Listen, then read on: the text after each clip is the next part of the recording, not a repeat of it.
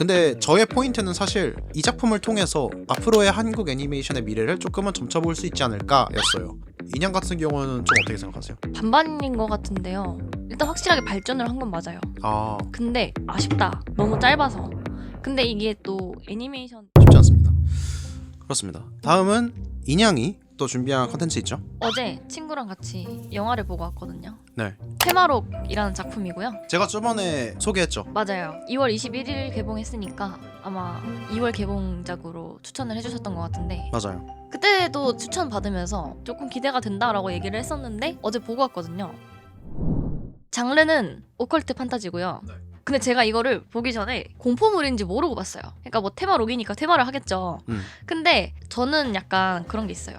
뭔가 악마 이런 것들에 대한 무서움이 없거든요. 아, 오히려 귀신 네. 이쪽이 좀 더 네, 무섭군요. 동양 쪽으로 가서 이제 귀신 하면 떠오르는 생김새 있잖아요. 눈이 없고 머리 길고 입 째져 있거나 몸이랑 팔이랑 다 꺾여가지고 막 돌아다니고 막 이런 걸 되게 무서워하지.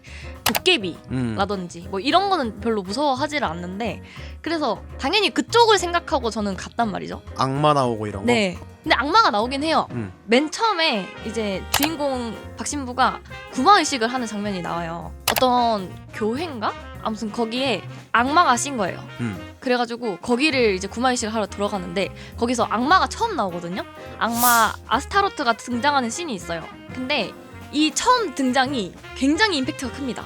그 인터넷에서 돌아다니는 천사나 악마의 외형이라고 막 떠돌아다니는 그런 짤 아세요? 막 눈만 있고. 실제 성경을 보면은 네. 우리가 생각하는 천사처럼 천사를 묘사하지 않아요. 맞아요. 우리는 되게 예쁜 미남 미녀가 하얀 옷을 입고 엄청 큰 날개를 펄럭이면서 머리 위에 링 달려있고 막 그쵸. 그런 거 있잖아요. 근데 사실 성경을 보면은 눈이 여러 개고 아니면 거대한 원이 막 여러 개가 겹쳐 있고 이런 식으로 돼 있고 그래서 천사들이 인간 앞에 나타날 때 꼭 하는 말이 있어요.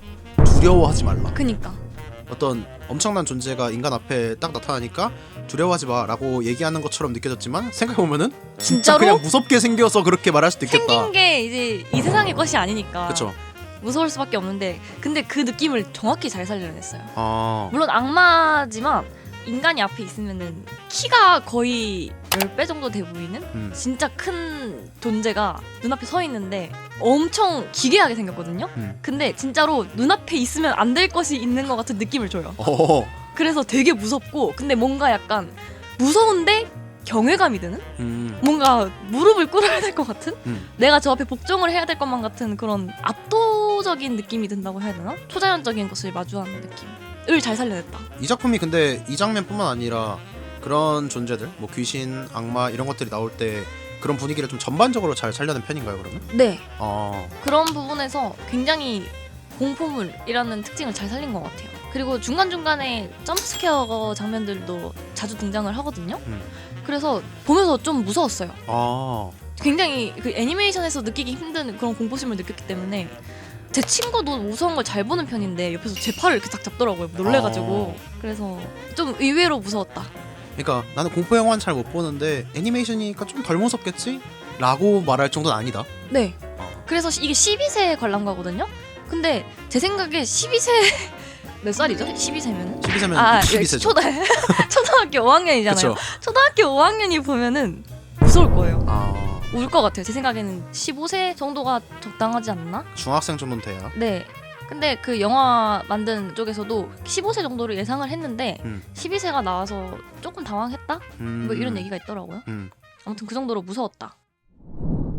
그리고 이 영화가 자막이 깔리거든요. 좀 놀랐어요. 그래서 예매를 하려고 딱 봤는데 자막이라고 가로치고 적혀 있는 거예요. 그래서 한국 애니메이션인데 왜 자막이 깔리지? 그러게요. 라는 생각이 들어서 자막이 없는 버전이 있나라고 찾아봤는데 없더라고요. 그래서 그걸 어쩔 수 없이 이제 예매를 해서 봤는데 네. 좋은 선택이었던 것 같아요. 왜죠? 왜냐면은 중간중간에 이제 기도문을 외우거나 하는 장면에서 말을 굉장히 빠르게 한단 말이에요. 그래서 자막이 없었으면은 이게 무슨 말이지? 라는 생각이 들었을 것 같기도 하고 그리고 이제 이 안에서 뭐 해동밀교라든지 뭐 교리, 주문 이런 걸 말하는 단어들이 많이 나오는데 이쪽으로 좀 문외한인 사람들은 알아들을 수 없는 단어들이 있어가지고 좀 이해하기 힘들었을 것 같은데 그걸 자막으로 설명해 주는 건가요? 자막으로 설명을 해주는 건 아니지만 대충 이런 단어를 사용을 했구나는 알 수 있는 거죠.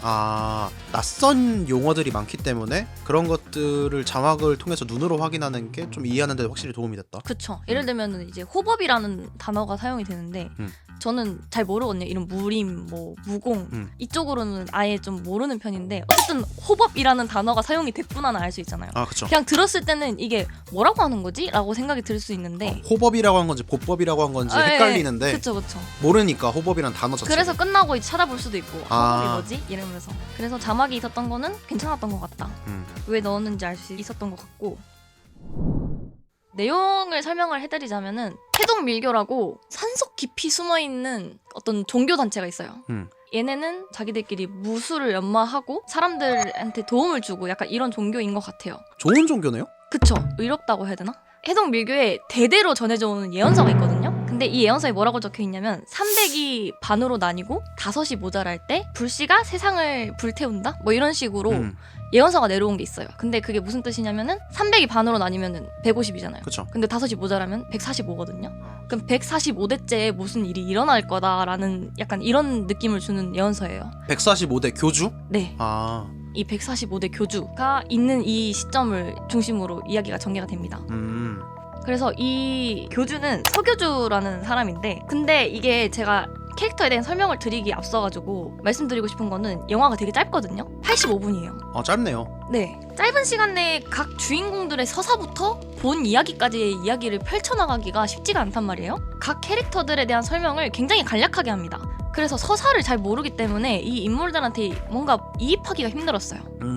그게 좀 단점이라는 생각이 들었고, 그래서 서교주라는 사람에 대해서도 전 잘 모르겠는 게, 처음에는 좀 의인이었던 것처럼 나와요. 선한 사람, 선역이었던 사람인데 어떤 이유에서 이 사람이 갑자기 힘을 갈망하게 되고 그러면서 이제 악신한테 재물을 바치게 되거든요. 인간들을 재물로 바쳐요.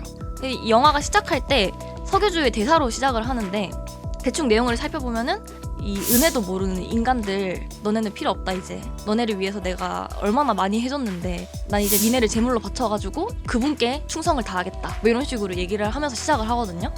근데 사실 영화가 끝났을 때도 잘 모르겠던 부분은 어떤 부분에서 인간들한테 도움을 줬는지, 이 해동밀교가 근데 어떤 부분에서 상처를 입었고 그래서 그렇게 나쁜 사람으로 변하게 됐는지에 대한 부분이 이해가 잘 안 가요. 그래서 이 빌런에 대한 이입이 좀 어려웠다. 공포 영화는 빌런이 진짜 중요한 진짜 장르거든요. 중요하죠.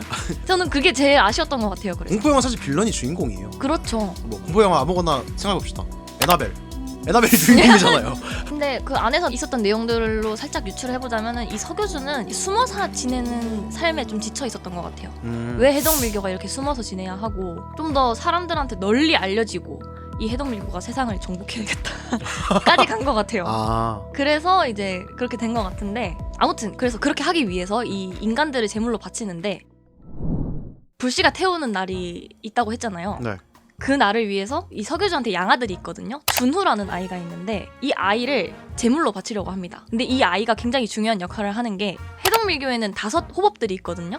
근데 이 호법들이 이 준호한테 자기들이 가진 모든 것을 전수해줬어요. 뭐 부적술이라든지 도술이라든지 뭐 자기가 가지고 있는 무공이라고 하나요? 제가 무협지 쪽을 잘 몰라가지고. 네네. 아무튼 그것들을 다 전수해줬는데 이 친구가 굉장히 영재예요.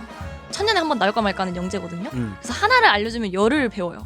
어떻게 보면은 이 5 호법들을 다 뛰어넘을 그런 인재로 지금 약간 추앙받고 있는데, 서교주가 이 애를 죽여서 제물로 바치겠다, 악신에게. 이런 계획을 지금 꾸미고 있으니까 5 호법들이 이대로는 안 된다, 이건 막아야 한다 해가지고 의식을 치르는 날 서교주를 제압해야겠다. 근데 제압을 하는 동안 준호가 위험할 수 있으니까 준호를 보호해줄 사람을 찾아야겠다. 왜냐면 서교주가 너무 강력하니까 이때까지 인간들을 제물로 바치면서도 이미 강력해진 상태거든요. 네. 그래서 이 호법들이 다 힘을 합쳐야 되기 때문에 준호를 이렇게 살펴봐줄 사람이 필요하다 해서 찾아 나선 게 박신부입니다. 그 맨 처음에 네. 타로트? 에그타르트? 아스타로트? 아스타로트를 구마 의식을 진행했던 신부님. 네. 5 호법들 중에 장호법이라는 사람이 있는데, 네. 이 사람이 옛날에 의대를 다녔었는데 의대 동기예요. 박신부랑? 네, 동문이거든요. 네네. 그래서 오랜만에 만나가지고 얘기를 합니다. 준우라는 아이가 있는데 이 아이를 너가 보호해줬으면 좋겠다, 우리가 서교주를 제압하는 동안. 근데 처음에는 이 신부가 망설여요. 왜냐면은 이 신부한테는 트라우마가 있거든요. 자기가 예전에 보살피던 여자아이가 악귀한테 씌어가지고 죽었어요. 이 여자아이를 구하지 못했어요. 이 아이를 구하지 못한 것에 대한 트라우마가 있는데 또 아이를 맡아달라고 하니까 좀 거부감이 드는 거죠. 내가 과연 잘할 수 있을까? 잘못되면 어떡하지? 그러면 자기는 더 힘들어질 거 아니에요. 그쵸. 근데 어쩔 수 없잖아요. 가야죠. 그래서 갑니다. 근데 이 가는 와중에 그 해동밀교에 찾아오는 또 다른 손님이 있어요. 그 사람이 이제 이현암이라는 캐릭터거든요. 이현암이라는 캐릭터는 동생을 물귀신 수마한테 잃었어요. 수마에 의해서 목숨을 잃은 동생 때문에 분노에 차서 이 수마에 대한 복수심으로 가득 차 있는 인물이거든요. 그래서 복수를 하기 위해서 테마수를 연마를 합니다. 근데 기질적으로 이 안에 내공이 안 쌓이는 몸인 거예요. 선천적으로 이 몸 안에 기가 꼬여 있다고 이렇게 설명을 하더라고요. 천녀주막. 이거 몰라요. 아니 그게 뭔데 싶다고. 그게 이거는 그 주술회전이라는 애니메이션에서 나오는 설정이에요.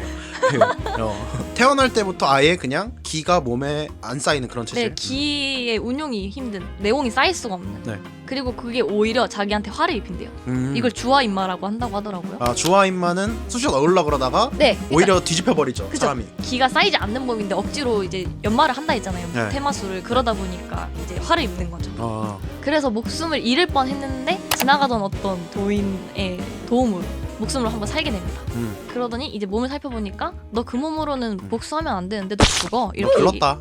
죽어. 이러니까 저는 무조건 해야 됩니다. 제 목숨을 잃더라도 무조건 수마에게 복수를 해야겠습니다. 이렇게 얘기를 하니까 그럼 너 해동밀교에 장호법이라는 사람이 있는데 그 사람을 찾아가면 도움을 줄 수 있을지도 모르겠다. 이렇게 얘기를 해서 이 친구도 마침 해동밀교로 향하고 있던 중이었어요.